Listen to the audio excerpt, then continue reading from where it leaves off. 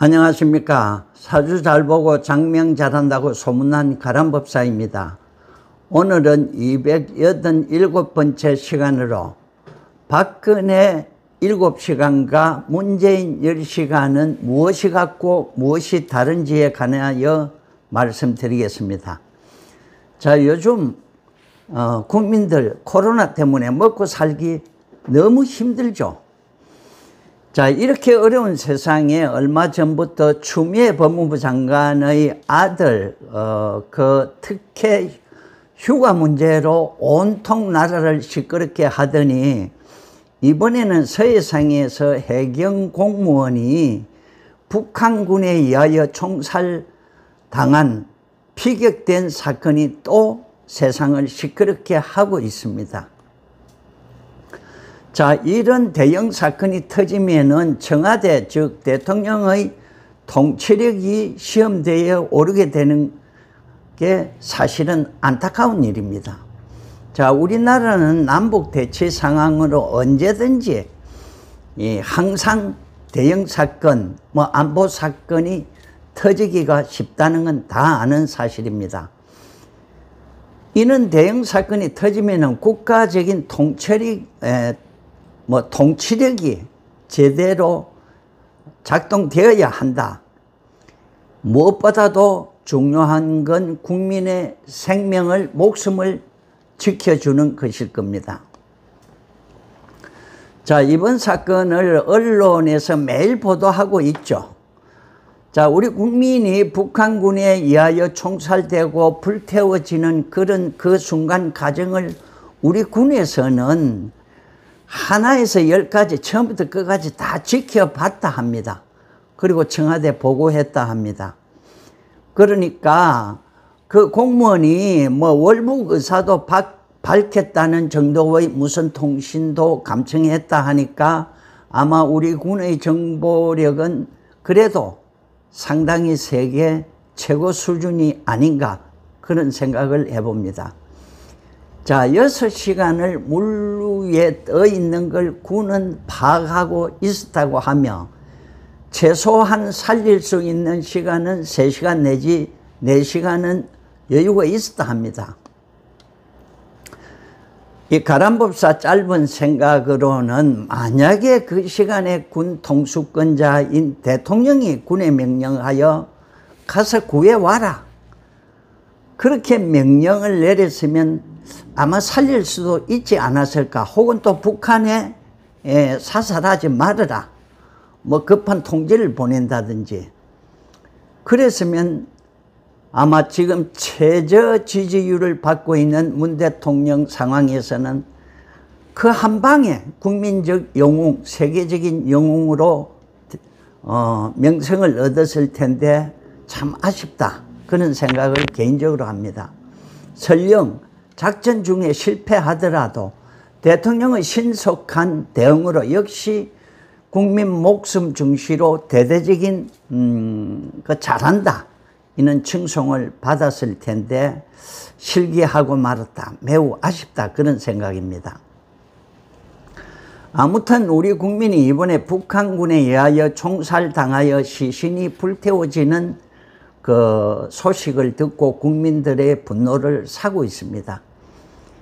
제가 알기로는 예전에 삼척항에 몇 명의 어부와 군인들이, 북한 군인들이 넘어왔죠. 그런데 조사도 제대로 하지 않고 본인들 의사라 하면서 그대로 돌려보냈죠. 거꾸로 생각하면 그분들도 다 문제가 되어야 됩니다. 자, 그런 것만 봐도 이번에 북한군 소행은 인간 세상에서는 있어서는 안 될 만행이다, 악행이다, 그렇게 생각합니다. 그런데 이번에 의례적으로 신속하게 김정은이 통지문을 보내서 사과라는 표현을 2번인가 썼지요. 그 사과문을 가지고 여권에서는 지금 김정은 찬양 1색이다, 그런 생각도 듭니다. 적대관계에서 평화체제로 가는 계기로 만들어야 된다. 좋은 말이죠. 저도 동감합니다. 그런데 여권 인사 중에서 유시민 같은 분은 노골적으로 김정은을 계몽군주라고 칭송을 하니 과연 우리나라가 대한민국이 맞느냐? 자, 계몽군주라는 말을 제가 인터넷에서 검색을 해보니까 계몽, 깨우치는 이런 말이겠죠. 사상가의 영향을 받아 합리적이며 계획적인 정치를 추구하는 군주를 말한다. 대표적으로 프레이션의 프리드리히 대왕이 꼽힌다고 합니다. 프리드리히 대왕은 봉건적 전통을 벗어나서 사법제도 개선, 고문금지법, 법전 편찬 등 그런 개혁을 추진하여 실행했다. 그래서 그분을 계몽군주라고 부른다고 나옵니다.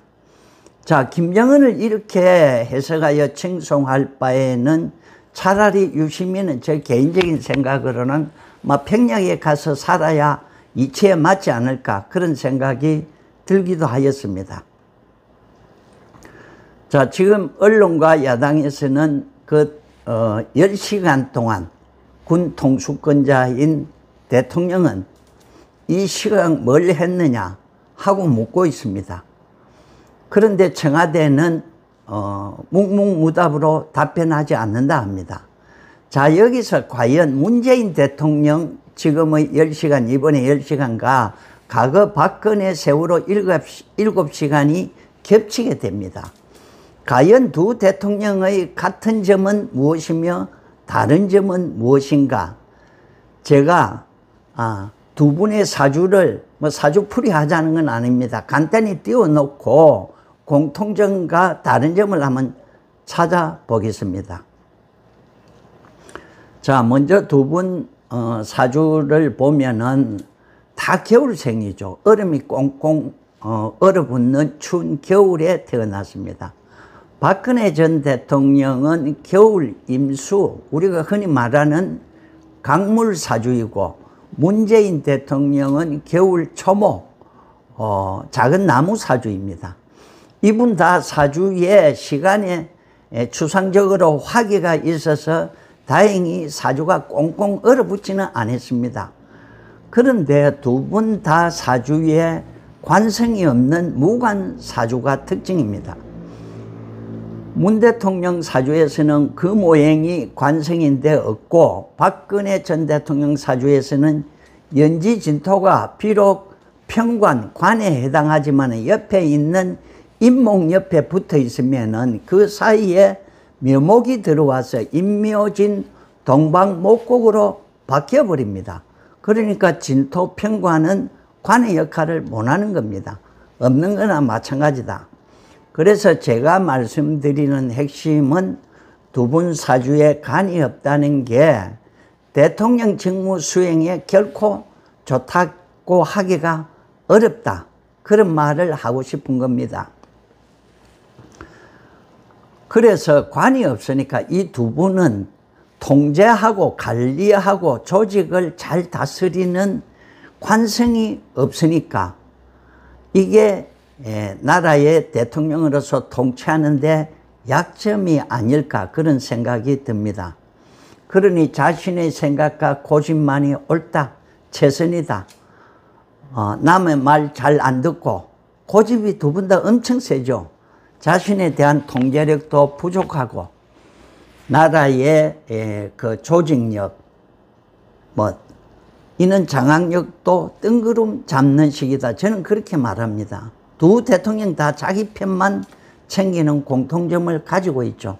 상대방은 오로지 적대하는 그런 박근혜 7시간과 지금 문재인 이번에 10시간의 차이는 무엇이 갖고 다른지를 보겠습니다.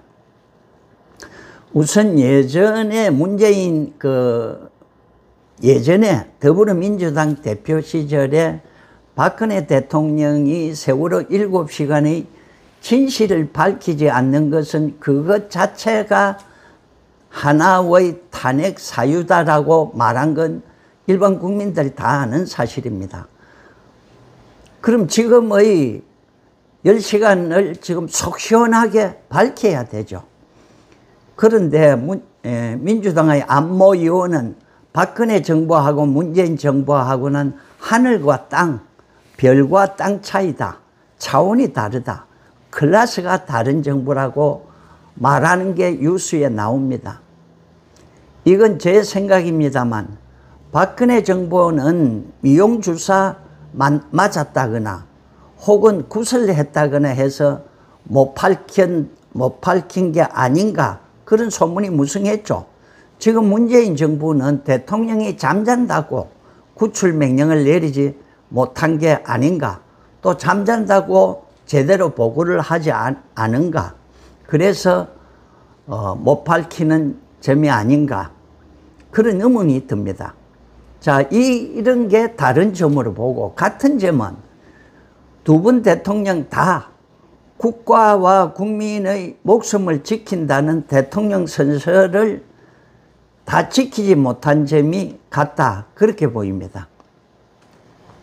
결국 문재인 대통령도 이번 10시간을 국민들이 납득하게 속 시원히 못 밝히면은 박근혜 전 대통령이 지금까지 달고 사는 7시간과 같은 족쇄를 차고 살 것이다, 그런 생각을 하면서 오늘 방송을 마치겠습니다. 끝으로 아다세 방송 구독과 좋아요 꼭 해주시고 무료 사주 상담도 받아보시기 바랍니다. 감사합니다.